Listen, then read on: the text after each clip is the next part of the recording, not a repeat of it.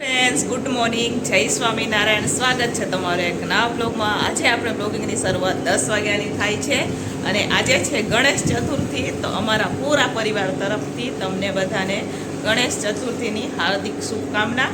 આજે તો ગણેશ ચતુર્થી છે એટલે ગણેશ ચતુર્થીના સ્પેશિયલિસ્ટ ટિફિનમાં અમે આખો દિવસમાં શું બનાવીએ એ હું તમારા સાથે શેર કરીશ. વિડીયો છેલ્લે સુધી જોજો અને જુઓ ફ્રેન્ડ, તમને અમારા વિડીયો ગમે તો લાઈક, શેર, સબસ્ક્રાઈબ કરી દેજો.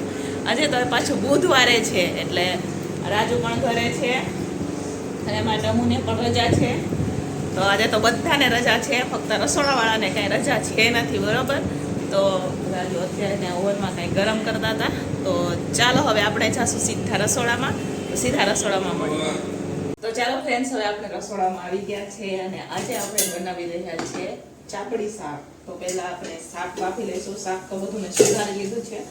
અહીંયા શાક બાફવા માટે આપણે ગેસ ઉપર કુકર પણ રાખી દીધું છે. જો સામે તપેલામાં બધું મિક્સ શાક બધું એકમાં, કેમ કે અત્યારે ઓછી ટીકનો છે એટલે હાટું થઈને આપણે બધું મિક્સમાં જ એક જ તપેલામાં સુધારી દીધું છે. દાણા અને બધું બે વખતે અલગ અલગ કર્યું એમ નથી, કેમ કે આજે ઓછું શાક છે એટલે હાટું થઈને.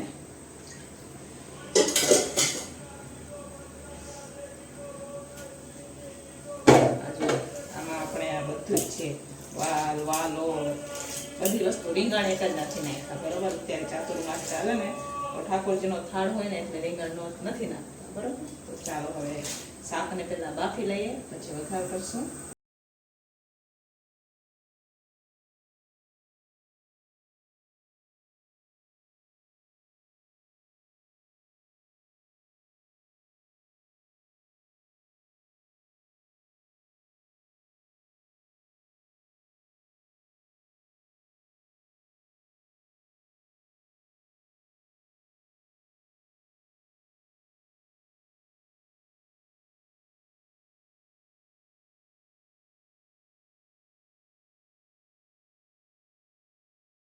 ચાલો ફ્રેન્ડ્સ, અહીંયા હવે શાક વફાય છે. અત્યારે હવે આપણે બનાવી રહ્યા છીએ મુઠિયા. દેવી ભીમાની મરચાંની ચીલી કટર બધું થઈ ગયું છે.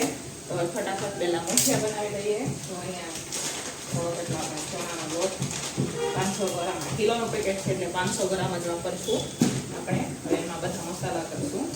પહેલાં નાખી દઈશું આપણે મીઠું, મરચી, ચીલી કટર કરેલી છે, આદુ એ પણ ચીલી કટરને કરેલું છે, આ મેથી ને કોથમીર આપણે ધોઈને લઈ લીધું છે, હિંગ નાખશું આપણે. બધા મસાલા ટૂંકમાં રસોડામાં આપણે જેટલા મસાલા વાપરીએ ને એટલા બધા નાખશું, બરોબર.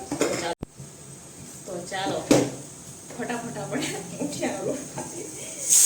હળદર ઢોળાઈ આપીએ, બરોબર. લાલ મરચું પણ નાખશું આપણે. ચાલો ફ્રેન્ડ્સ, અહીંયા હવે આપણે તપેલું રાખી દીધું છે. આ બાજુ તેલ પણ ગરમ થાય છે. અહીંયા આપણા મુઠિયા પણ બની ગયા છે. આ તમે જોઈ શકો છો, મસ્ત મજાના મુઠિયા બની ગયા છે. ઓલી બાજુ તેલ ગરમ થઈ ગયું છે. આ બાજુ આપણે શાક વગાડશું, ઓલી બાજુ આપણે મુઠિયા તળશું, બરોબર. બે બાજુ બે કામ ફટાફટ ચાલુ રાખશું, બરોબર. તો ચાલો મુઠિયા પણ તળીએ અને શાક પણ વઘારીએ. ચાલો પહેલાં તો આપણે મુઠિયા નાખી દઈએ, પછી તપેલામાં તેલ નાખશું. જેથી મુઠિયા તળાતા થાય ને ફ્લેવરમાં આપણે શાકનો વઘાર થઈ જશે. તો મુઠિયા માટે મેં ગેસ ધીમો જ રાખ્યો છે, એ તો પછી ઉપરથી લાલ થઈ જાય ને અંદર કાચા રહીએ ને એટલા હાટું થઈ જાય, બરોબર. એટલે ધીમા તાપે મુઠિયા તળવાના. આપણે 2 વાર તળશું તો થઈ જશે મુઠિયા, કેમ કે તેલ ઝાઝું છે ને એટલા હાટું મેં ઝાઝું જ રાખ્યું છે, જેથી ફટાફટ થઈ જાય, બરોબર. તો 2 ભાગ કરી દઈએ આપણે, એટલે 2 વારમાં તળાઈ જશે આપણા માટે, બરોબર. આટલા રાખી દઈશું.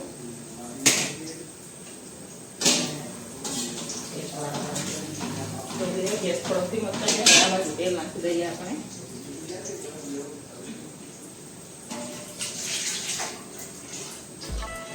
ચાલો આ બાજુ તેલ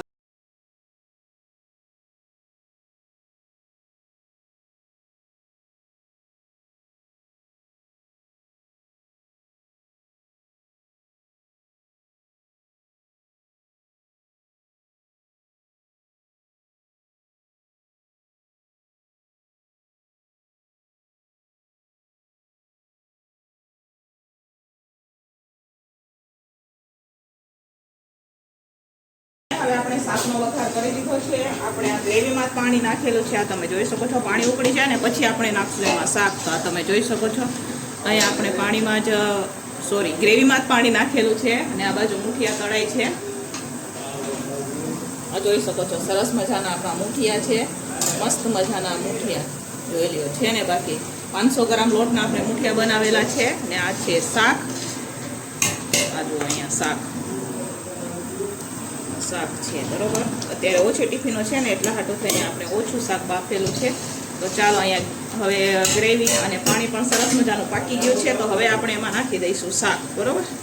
ચાલો શાક નાખી દઈએ. શાક થોડુંક આપણે રસાવાળું નાખશું કેમ કે આપણે એમાં છે ને મૂઠિયા નાખશું ને એટલે પાણી છે ને પી જાય એટલા હાટું થઈને થોડુંક આપણે પાણી નાખશું બરોબર. આમાં થોડુંક એટલું જો આપણે ગરમ કરીએ અને પછી પાણી નાખશું. તો ચાલો ફટાફટ ગરમ કરી દઈએ પાણી અને નાખશું. ચાલો ફ્રેન્ડ્સ, અહીંયા હવે શાક ઉકળી રહ્યું છે. હવે આપણે એમાં નાખી દઈશું આ મૂઠિયા. મસાલા બધા થઈ ગયા છે.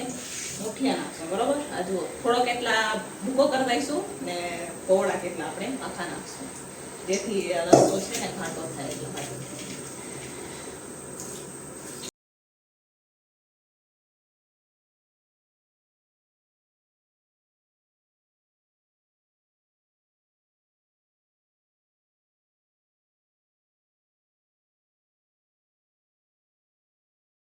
અહીંયા હવે આપણે લોટ મિક્સ કરી દીધો છે. આ તમે જોઈ શકો છો.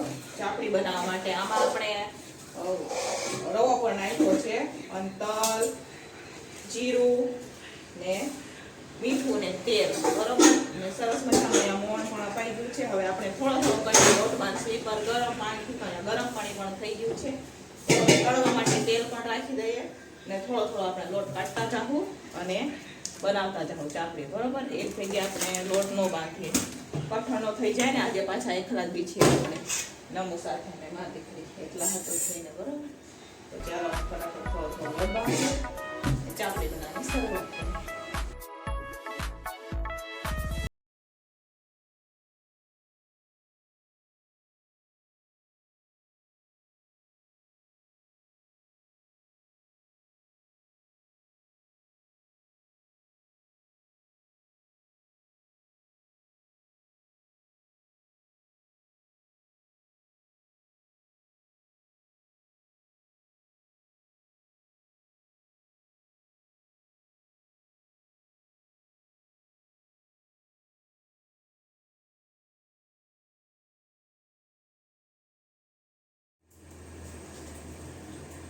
તો ચાલો ફ્રેન્ડ્સ, અહીંયા હવે ભૂંગળા પણ તળાઈ ગયા છે.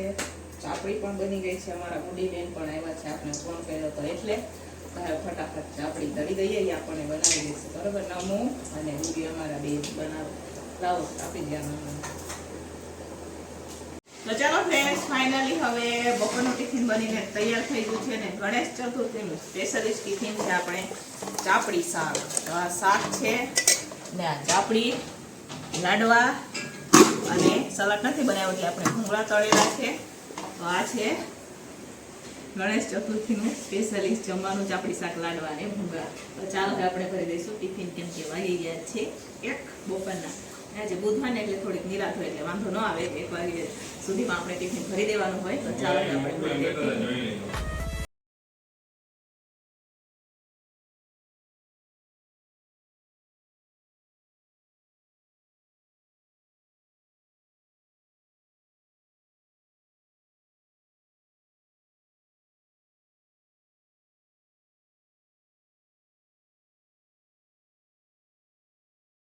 ફ્રેન્ડ્સ, હવે ટિફિનો ભરાઈને વહી ગઈ છે અને આપણે બધું જમવાનું બધું ભરી દીધું ને અહીંયા જમવાનું હતું એમને જમી પણ લીધું છે. રાજુએ નમુએ ને અને આપણે તો ચાપડી શાક વધારે તળેલું ઓછું ખાઈ એટલે આપણે છાશ માસ પી લીધી.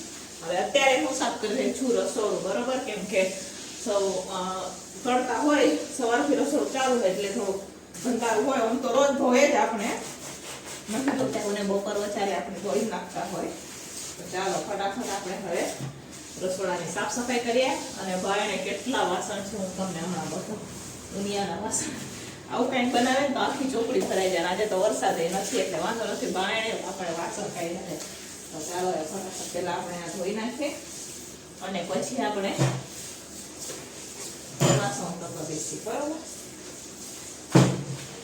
ચાલો ફ્રેન્ડ્સ, ફાઇનલી હવે આપણે ટાપ સાફ થઈ ગયો છે. હવે ઉટકવા જાય આપણે વાસણ. તો ચાલો ફ્રેન્ડ્સ, આમ તમે જોઈ શકો છો ચોકડીમાં તો વાસણ તો જુઓ ઢગલો વાસણ છે. જોયું ને, આવું કંઈક બનાવો ને તો આટલા વાસણ હોય. જુઓ, તમને નજીકથી બતાવજો છે ને. બાકી વાસણ ને મસ્ત મજાના. આજે તો તડકો છે અમારે અહીંયા. જો વરસાદ જેવો નથી, તડકો છે. ચાલો ફટાફટ વાસણ ઉટકી નાખીએ.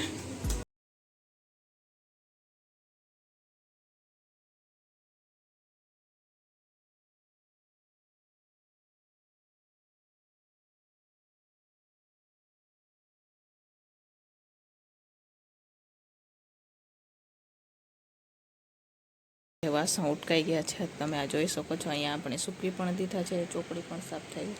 હવે આજે કપડાં સુકાઈને એને લેવાના છે. ચાલો ફટાફટ લઈ લઈએ. ચાલો ફ્રેન્ડ, સાંજના 6:30 થઈ ગયા છે. હવે સાંજના ટિફિનની પણ શરૂઆત કરી દઈએ. બપોરે તો આપણે સરસ મજાનું ચાપડી શાક અને લાડુ ને ભૂંગળા ને એવું બધું કંઈક હતું. બરોબર, તો હવે ફરીથી આપણે રસોઈની શરૂઆત કરી દઈએ. આજે તમે રોજ મોડી જ રસોઈની શરૂઆત કરું. આજે રાજુને પાછું દેવા જવાનું હોય તો હું ભૂલી ગઈ હતી, બેઠી રહી હતી હમણાં. હાય, હાલો ફટાફટ રસોઈ કરી દઈએ. બરાબર, તમારા સાથે શેર કરો. તો શું બનાવો અત્યારે સાંજના ટિફિનનો ફટાફટ કરી દો. હું હાચે ને ભૂલી ગઈ હતી કે રાજુને દેવા જવાનું છે ટિફિન.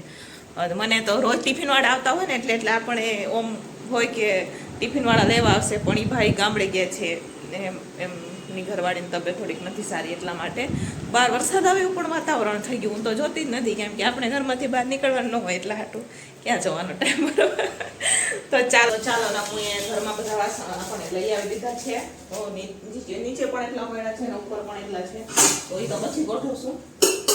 આપણે છે ને કુકરમાં અધાણ કરી લઈએ ફટાફટ ને શરૂઆત કરીએ બનાવવાની.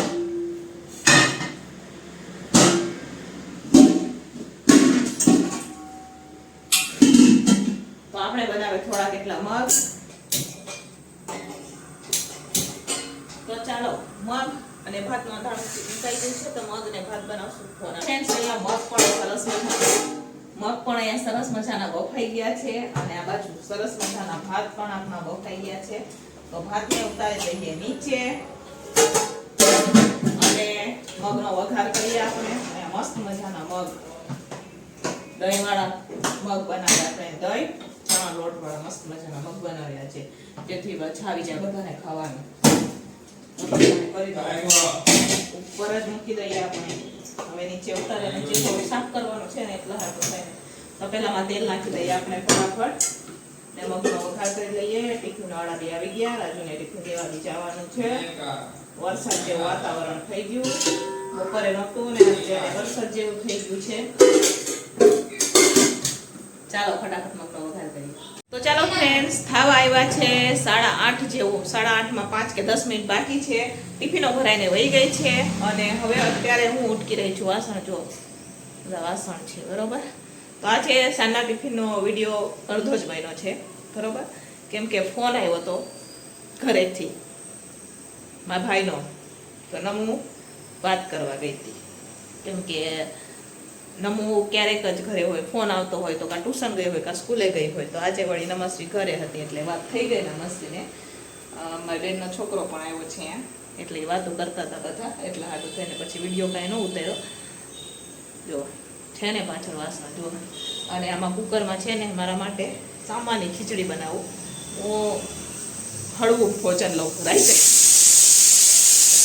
કેમ કે મને ડૉક્ટરે છે ને બટેકા ખાવાની ના પાડી, કઠોળ ખાવાની ના પાડી છે. એટલા હાટું થઈને હું સાંભારની ખીચડીમાં દૂધીનો ઉપયોગ વધારે કરું. બટેકાને એવું નથી ખાતી, કઠોળને એવું દૂધીનો ઉપયોગ વધારે કરું. બરાબર, દૂધી જ નાખું મારા જમવામાં.